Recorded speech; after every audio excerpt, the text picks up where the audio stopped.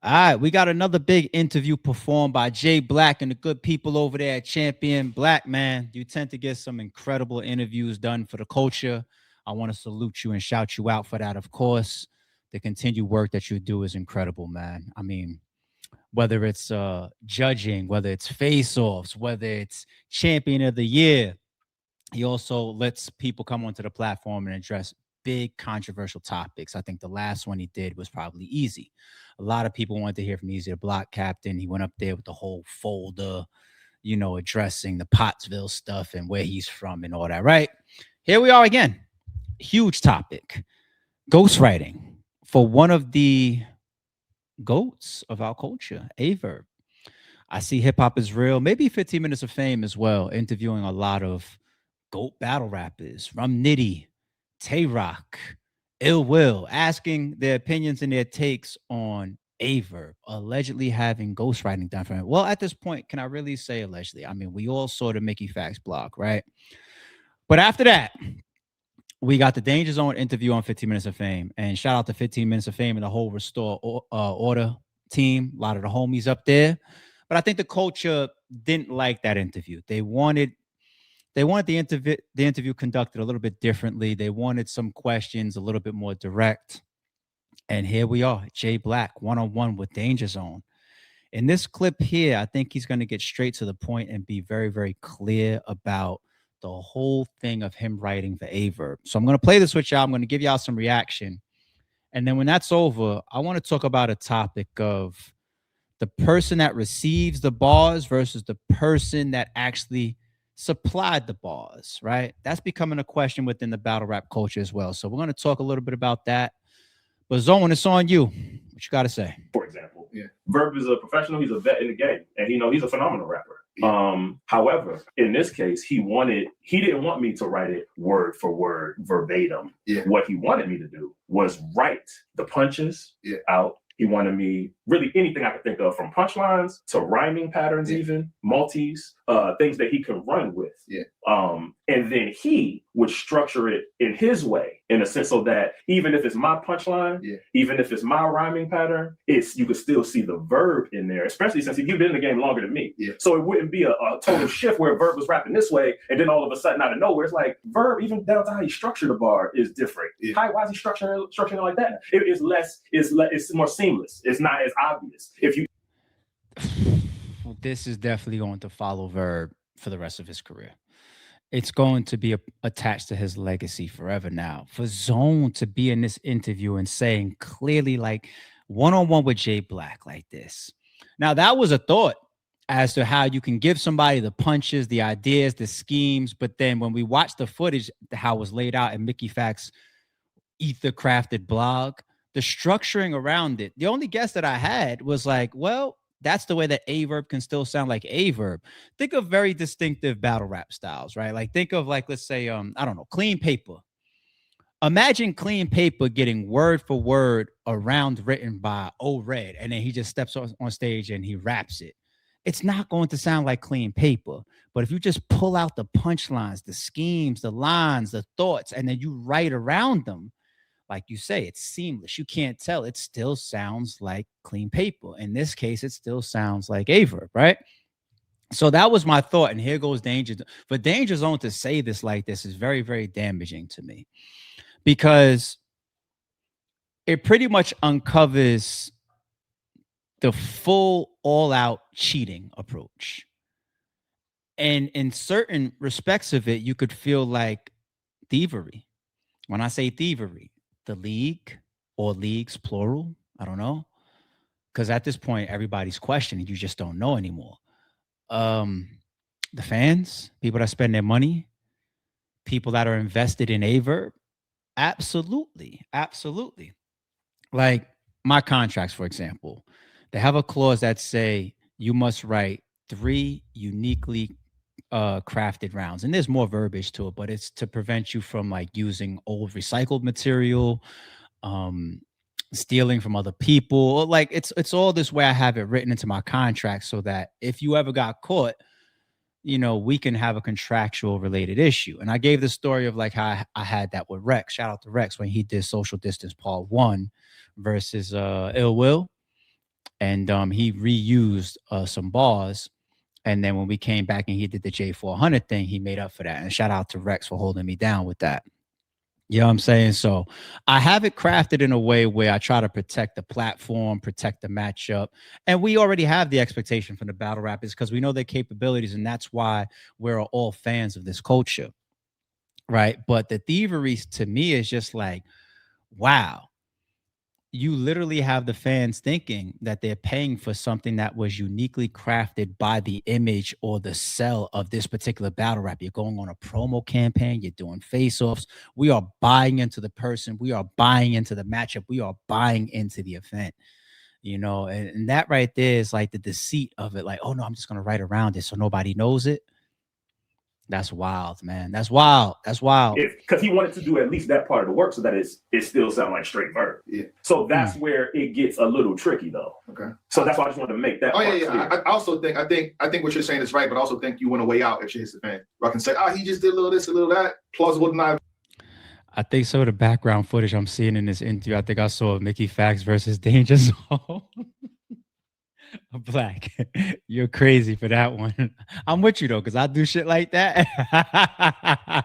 That was the Black Ice Cartel 1 round. I think I'm standing on the stage for that battle, to be honest. Shout out to Black Ice Cartel. Ability to me, smart. It's really smart, and it didn't work. And I've been looking. It didn't work. And listen. And when you start talking about stuff like the truth and facts, I'm glad the truth and facts, no pun intended, speak for themselves. Yeah. Like, you know what I'm saying? Like, so because Verb is great at manipulating, spinning things. And maybe he might have got a couple people. Now, most people, like you just said, especially when the blog was done, when Mickey did that. He literally did all the homework for you. Yeah. Everything from the Cash App date to the date the email was sent with the bars. He literally pulled up the battles, the bars were used, what bars he took from the email, because he didn't take every single bar from the email. He wanted me to send him a whole bunch of stuff, and he picked and was choosing what he wanted to do. If I take a few bills from the bank, am I good? The bank has 600,000, I take like 60,000. Am I okay? Can I write off? No, you cannot. No, you cannot. Good example there, Black. You know what that's also like? It's like people that can hack into your bank account, or like let's say your PayPal account. I know people that this happened to before. And it's like, let's say you have, I don't know, $100,000 in your bank account. Now, I don't even want to use your bank account, your savings account. Let's use your checking account. And let's say you have a regular job and thousands of dollars are coming in and out of your bank account as you're paying bills, and then you're receiving your biweekly or your weekly check. Thousands of dollars are exchanging in and out, in and out, in and out, in and out, in and out. Somebody hacks into your account. Let's say you have $10,000 in your account. They take all $10,000. Okay, I got you. You're going to probably change banks, change your passwords, do whatever you do to make sure that something like that never happens again. If you take $2, $3, once a month, the person never really knows. I mean, if you have $10 in your account, then but you exchange in tens of thousands every month, and this person's taking $3 a month. Some people feel like that's a better approach, because it goes so unnoticed over time. Now, if you got 1,000 of them VIX and it adds up per month, that's the long play. That's the long haul, opposed to just, so I just need this all right now. You know what I'm saying? So the intravenous drip, and I spoke about that concept when you have like certain sponsors or abusing the plug, the concept that I brought into battle rap years ago. You have to know how to work with people, let them get even or let them get their money back. I've spoke with people even recently. I was tied to some wild trauma and back and forths. And they told me the same thing. Like, yeah, as far as the situation that y'all been hearing about on the internet, if I would have just broke even, I would have still been there to, supply money and finance these events going forward, or whatever the case may be. But it's all lined up to me with this, like that is a longer play type of thing. A bar here, a bar there. And that's why a lot of people, you're starting to see battle rappers, they're responding to this like, yeah, there's more into question now, because you just don't know. You don't know how many people you did this with, how many people you took bars from, how many times, how many rounds you've pulled on this email or that email, and you went and you took this idea or this bar and you wrapped around it. It's bad, man. But I understand the concept. I totally understand the concept. And that's why you can go so long before you finally get caught. or you get outed, in this case by somebody like Mickey Facts. No, you cannot. And I seen him spending a couple people talking crazy to bloggers and all that. And if that man can convince you that when the date of the email is shown, the date matches the exact date the email is sent, the Cash App date, they're the same date of money being sent. If Verb can convince you that the same day these things were sent, that the money had nothing to do with the bars being sent, you're crazy. There's nothing else for me to tell you. I got some air to tell you. I just want to point this out too, because I heard Verb mention it on his blog or his spaces. People are saying, oh, well, Verb said me and him was cool. That's accurate. Me and Verb was cool. We spoke on the phone. We kicked it a couple of times out of town at events, whatever, right? And even down to the point he mentioned that money was exchanged between me and him that had nothing to do with rap. Okay, so why was money? Why is he saying money exchanged if it wasn't due to rap? So that's the point I was getting to. Okay, no. Because me and Verb was cool, me and Verb have exchanged money before, and it had nothing to do with rap because we were cool. There's times where Verb has loaned me bread. I paid him back. You know what I mean? I might send him some bread. It was because when you're cool with somebody, you get a loan. Sometimes when people bread be fucked up, you know what I mean? So yes, there were occasions, because I've known Verb. I met Verb for the first time like in 2012. We're in 2026. I've known him for double-digit years. So yes, over the years, there were times that literally happened. Now, those times obviously were not mentioned in the blog, what have you, because those transactions had nothing to do with ghostwriting and money being sent for bars. That's the whole point of why, even in Mickey's blog, the date is important. The date is important because that literally, the only transaction that's mentioned is the one that had to do with the bars. That's why it's the same exact date. I didn't ask for a loan that day. I wasn't like, yo, Verb, let me, he literally was like, let's make this a job. I'm gonna be real, because if you're in Aye Verb shoes, people call him a spin master. I told y'all before, I don't. I think his shit is kindergarten level. But let's say hypothetically that he's a spin master. That would be a point of attack, obviously, for Verb. I've sent him a bunch of times this Cash App that said Mickey's blog. This has nothing to do with the ghostwriting. That's just me sending Danja Zone some money again. All right, cool. I think the money being sent made it worse, because then you get to look at it like purchasing bars. But even if you don't look at it like purchasing bars, ghostwriting, even if it's free in battle rap, would be heavily, heavily scrutinized. Even if it's free, paying for it just made it feel worse and look worse. But even if it's free, so I think that Verb was just trying to use that as an out. But all right, let me let Zone finish here, and then I'm going to get into that topic. What you think about Geechee Gotti? When he had him set up, he was a little. We was talking on the phone. I remember almost like it was yesterday, even though it was years ago. Because this whole situation made it bring everything. 2020. Yes, we on the line. He had Geechee Gotti lined up. I think he might have had 30 days before the battle's supposed to happen. A lot of these guys have been given long periods of time for battles that even 30 days to some people don't seem like long enough time. Yeah. Okay. All right, let's get into the topic. It brought about the question of, do we need to look at the person that's actually selling the bars or doing the writing just as bad? Shout out to Danja Zone, man. Shout out to KD. I just felt like shouting out KD. But shout out to Zone. In battle rap, is Danja Zone the first ghostwriter? Fuck. The whole thing with Lotta Zay and Born and quantum physics, and hell, there's interviews right now, Bonnie talking her talk, right? That just recently came out. I'm not saying that that's true or not. I'm not getting anything close to involved with Bonnie and Math, because them's both my homies. You know what I'm saying? But you get my drift. We've heard this stuff for years. I heard Miss Hustle's name attached with I think it was Prep. Was it Mike P that was trying to out a lot of that stuff, right? He was going back and forth with Miss Hustle. Jazz, when she did her epic rant on the podcast, shout out to Jazz, she was attacking a lot of women that get their bars written for them. A lot of them. She wasn't really saying names, but speak to Jazz off camera. She'll tell you a lot of shit. This is not new. Even female battle rap, and shout out to female battle rap. I love female battle rap. If you look at female battle rap and how long it's been tainted with ghostwriting, it's something that we always got over if one of our favorites was involved. Oh, we heard such and such about this particular person, let it go.